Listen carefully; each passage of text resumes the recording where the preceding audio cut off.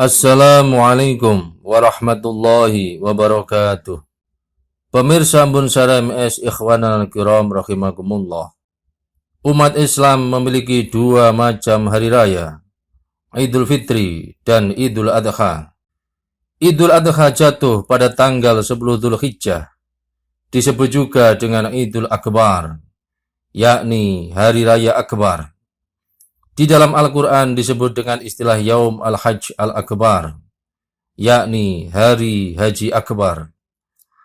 Sedangkan Idul Fitri jatuh pada tanggal 1 Syawal, disebut dengan Idul Asghar, yakni hari raya kecil.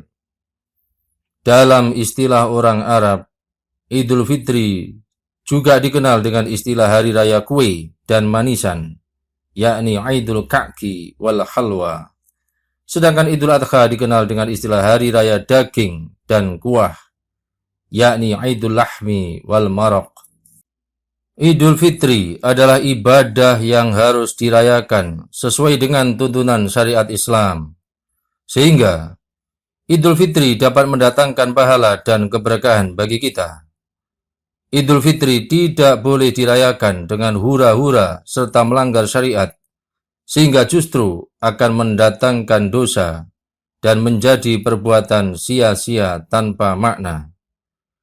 Ada beberapa poin penting yang harus diperhatikan untuk merayakan Idul Fitri dengan baik dan benar, sebagaimana ulasan berikut ini. Nomor 1.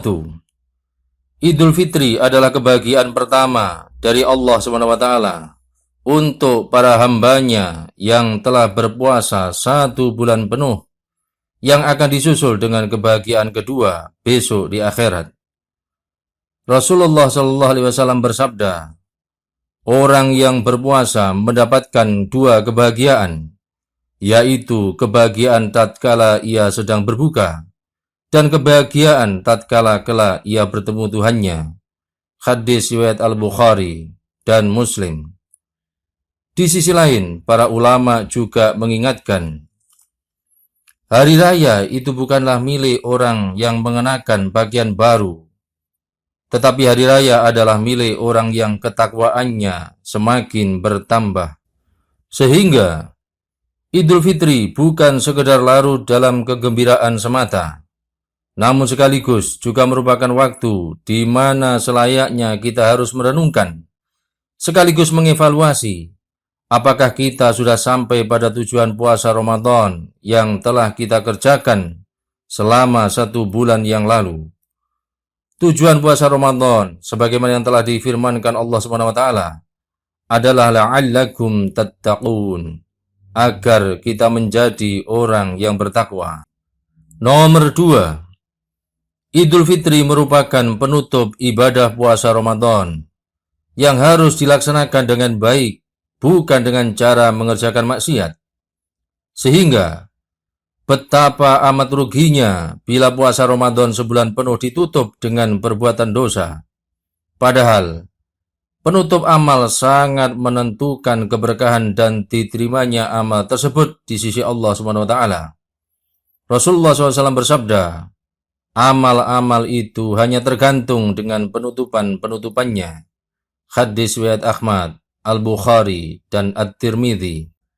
Maka, memperingati Idul Fitri dengan mengadakan konser sehingga terjadi pembauran laki-laki dan perempuan serta ajang pamer aurat adalah tidak sesuai dengan ajaran Islam. Demikian juga menghamburkan uang untuk menyalakan petasan atau pesta kembang api, di samping sebagai perbuatan tabdzir, yakni menyia-nyiakan harta. Hal itu juga mengganggu orang lain dan dapat membahayakan jiwa, serta meniru budaya orang-orang kafir. Di lain sisi, masih banyak saudara-saudara muslim yang kekurangan. Seandainya uang itu dimanfaatkan untuk membantu mereka, tentu jauh lebih bermanfaat daripada sekedar untuk berfoya-foya menuruti hawa nafsu semata.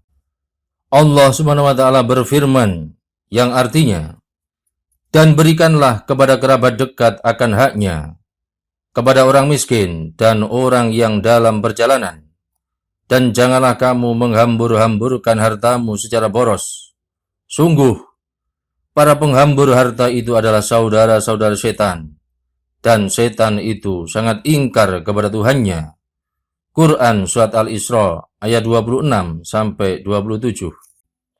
Nabi Shallallahu Alaihi Wasallam bersabda, barang siapa meniru identitas atau budaya suatu kaum, maka ia termasuk golongan mereka. Hadis riwayat Abu Dawud dan At-Tabrani. Merayakan Idul Fitri tidak boleh dengan cara berhura-hura, berfoya-foya, memubadzirkan harta benda, atau berbuat maksiat kepada Allah Subhanahu wa taala. Islam tidak mengajarkan kepada umatnya untuk merayakan Idul Fitri dengan menyalakan petasan sebanyak-banyaknya, atau saling pamer kemewahan, berdansa-dansa, bermabuk-mabukan, berbaur antara laki-laki dan perempuan yang bukan mahram. Justru semua ini bukanlah ajaran Islam. Bahkan Islam melarang umatnya melakukan hal-hal seperti itu. Idul Fitri sesungguhnya adalah ibadah, maka harus diisi pula dengan ibadah. Malam harinya disunahkan memperbanyak bertakbir, membesarkan nama Allah Subhanahu wa taala. Dan di pagi harinya disunahkan melaksanakan sholat Idul Fitri. Kita juga dianjurkan untuk saling mengucapkan selamat hari raya, saling beranjang sana dan bersilaturahim, dan saling berbagi kebahagiaan kepada orang lain, apalagi kepada orang tidak mampu. Berhias diri yang tidak berlebihan juga tidak dilarang oleh Islam, sebagai wujud kebahagiaan setelah berpuasa sebulan penuh. Nomor 3. Sesungguhnya telah terjadi kesalahkaprahan dalam memahami hakikat Idul Fitri. Sebagian orang ada yang menyebut Idul Fitri sebagai hari kemenangan. Mereka beranggapan bahwa dengan puasa Ramadan, mereka telah berhasil mengalahkan hawa nafsu mereka. Sehingga mereka merayakan kemenangan itu dengan Idul Fitri ini. Bahkan ada yang mengadakan konser musik dengan diberi tema konser hari kemenangan. Pertanyaannya, sejak kapankah manusia dapat menang melawan hawa nafsunya? Sehingga hawa nafsu itu menjadi mati terkalahkan, lalu manusia itu menjadi bebas dari godaan hawa nafsunya. Tentu hal ini adalah anggapan yang tidak benar sama sekali. Bukankah lewat hawa nafsu inilah setan selalu menggoda manusia? Hawa nafsu merupakan satu-satunya alat dan pintu masuk yang digunakan oleh setan untuk menggoda dan mencelakakan umat manusia. Sehingga, jika hawa nafsu manusia telah dianggap kalah atau mati, maka ini berarti setan sudah tidak bisa bekerja lagi untuk membujuk manusia menuju kedurhakaan. Namun kenyataannya, Allah SWT telah mengingatkan kepada kita bahwa setan akan senantiasa terus-menerus bekerja menggoda umat manusia menuju kedurhakaan dan kesesatan sampai hari kiamat nanti. Ini berarti setan tidak akan pernah berhenti memanfaatkan hawa nafsu manusia untuk menjauhkannya dari jalan Allah dan menyesatkannya menuju ke jalan neraka. Sebagaimana hal ini telah dijelaskan dalam firman Allah SWT dalam surat Al-A'raf ayat 13 sampai 18. Jelas sekali bahwa setan dan iblis telah diberi kesempatan oleh Allah SWT sampai hari kiamat nanti untuk menggoda, menipu, dan mencelakakan umat manusia.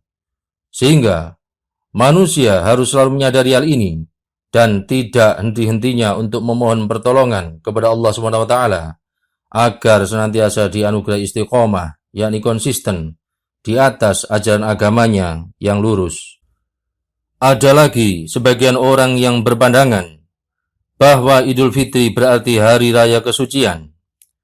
Karena Al-Fitri diambil dari kata Al-Fitrah yang berarti kesucian. Sehingga banyak orang yang merasa dirinya telah menjadi suci kembali. Padahal masih banyak dosa-dosa yang belum dia taubati. Dan masih banyak pula kewajiban-kewajiban yang ditinggalkannya. Maka banyak orang yang menyepelekan dosa karena nanti dapat disucikan lagi melalui Idul Fitri. Padahal siapapun orangnya tidak boleh merasa suci. Bahkan ia harus selalu merasa dirinya masih banyak kekurangan dan kesalahan yang harus terus-menerus diperbaiki. Jadi, pendapat ini harus ditinjau ulang. Sesungguhnya, kata Eid berasal dari kata Aud, yang artinya berulang. Karena hari raya selalu datang berulang setiap tahun dengan membawa kegembiraan yang baru. Sedangkan Al-Fitri bukanlah Al-Fitrah. Al-Fitrah artinya sifat-sifat pembawaan manusia ketika diciptakan pertama kali. Sifat-sifat ini antara lain, manusia memiliki keimanan dasar untuk menyembah Allah SWT, dan manusia juga memiliki sifat-sifat kelemahan. Sedangkan Al-Fitri artinya makan dan tidak berpuasa. Dalam hadis sahih yang diriwayatkan Imam At-Tirmidzi dari Sayyidah Aisyah radhiyallahu anha, Nabi Muhammad SAW bersabda, Idul Fitri adalah hari ketika manusia makan, yakni tidak berpuasa. Dan Idul Adha adalah hari ketika manusia berkurban. Dengan demikian, yang benar adalah seperti apa yang telah disabdakan oleh Rasulullah SAW, bahwa Idul Fitri adalah hari raya makan. Sebab makan itu ibadah. Ketika manusia tidak makan karena mentaati perintah Allah dengan berpuasa di bulan Ramadan, maka tidak makannya itu bernilai ibadah. Begitu pula sebaliknya. Ketika manusia makan karena mentaati perintah Allah, sebab Allah telah mengharamkan berpuasa pada hari Idul Fitri, maka makannya tersebut juga bernilai ibadah. Jadi, dalam Idul Fitri ini, kita telah diberi kebebasan oleh Allah SWT untuk makan dan minum. Yang hal ini sebelumnya telah dilarang oleh Allah pada siang hari di bulan Ramadan. Sehingga, apa yang kita kerjakan adalah semata-mata karena taat kepada Allah. Dan apa yang kita tinggalkan juga karena semata-mata taat kepadanya. Dengan demikian, jelas sekali bahwa menyebut Idul Fitri dengan hari kemenangan atau hari kesucian adalah tidak benar. Dan istilah ini sama sekali tidak memiliki dasar dari syariat Islam. Bahkan, malah cenderung bertentangan dengan ajaran Islam. Karena sejak kapan manusia menang memerangi hawa nafsunya, sehingga hawa nafsu menjadi kalah, lenyap, atau mati? Bahkan, hawa nafsu tetap selalu ada sampai akhir hayat. Islam tidak mengajarkan agar kita melenyapkannya, tapi Islam mengajarkan agar kita mengatur dan mengendalikannya.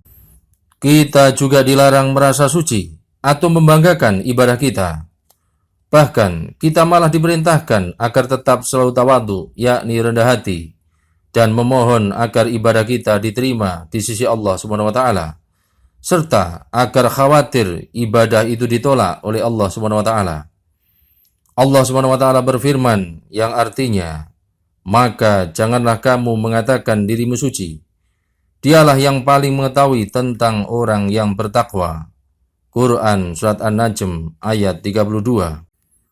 Rasulullah SAW bersabda, tidaklah seseorang bertawadhu karena Allah, melainkan niscaya Allah akan mengangkat derajatnya.